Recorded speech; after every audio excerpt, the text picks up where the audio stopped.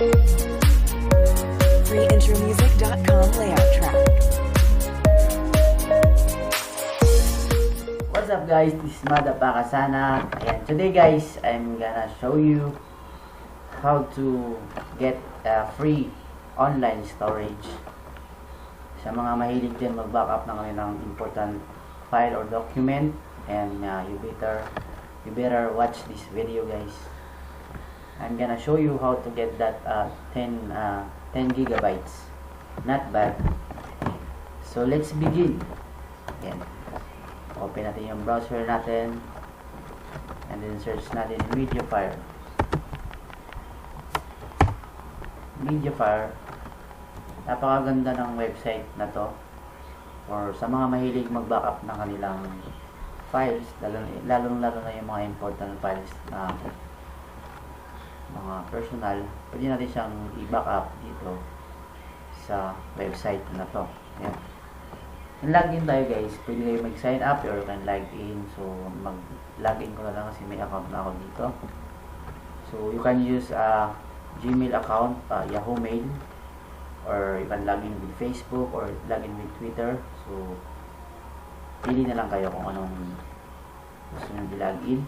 So for me, I use Yahoo Mail. Ayan yung aking Yahoo Mail. So let's have password.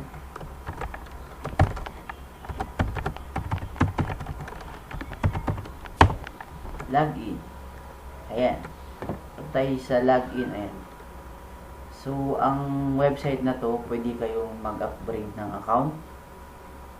So, kung tayo dito sa ating profile, pwede kayong mag-upgrade ng account like this one. Meron siyang, pag nag-upgrade kayo, syempre may bayad na yon. So, meron siyang pag pro, 1 terabyte. Yan, 1 terabyte. Then, pang business naman, medyo malakihan na to.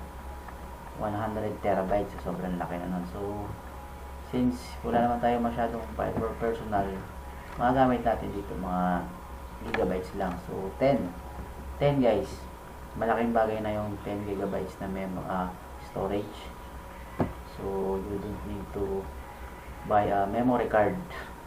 If you have important file, pwede mo na siyang i-backup dito online. Through online. Account lang kailangan. Ayan, balik tayo sa ating paano siya mag-backup. Let me show you. So, ayan yung files. So, makita nyo naman, wala pang laman yan. Photos, music, wala laman yan. Camera, ayan, wala pang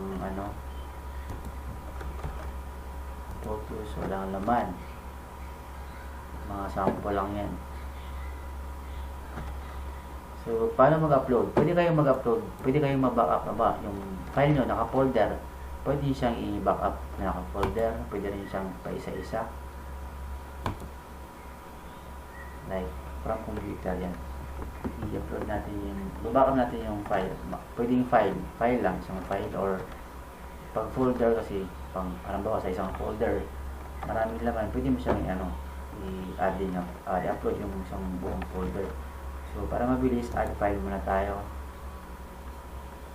Add file. Halimbawa, i-backup ko rito yung resume ko.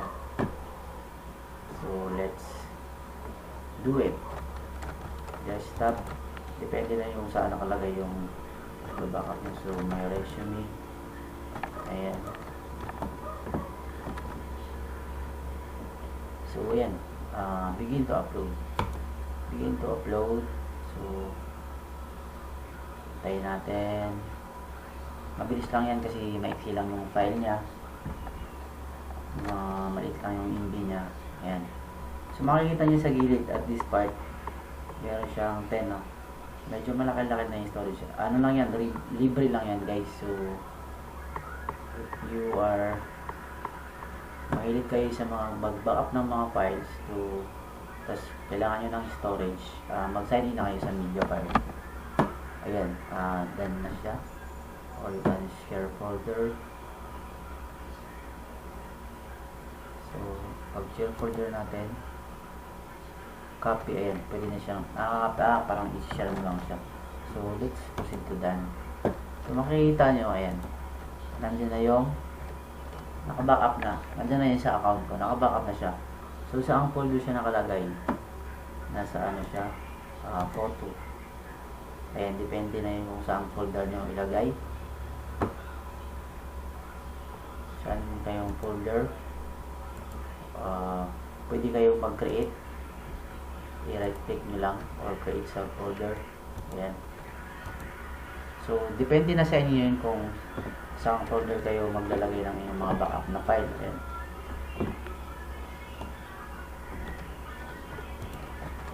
So, ayun guys, sana may natutunan kayo dun sa video na yun. If you like this video, don't forget to hit the thumbs up and don't forget to subscribe to my YouTube channel and hit the notification bell para ma-notify kayo sa mga videos and more tutorial pa na aking gagawin. Thank you for watching.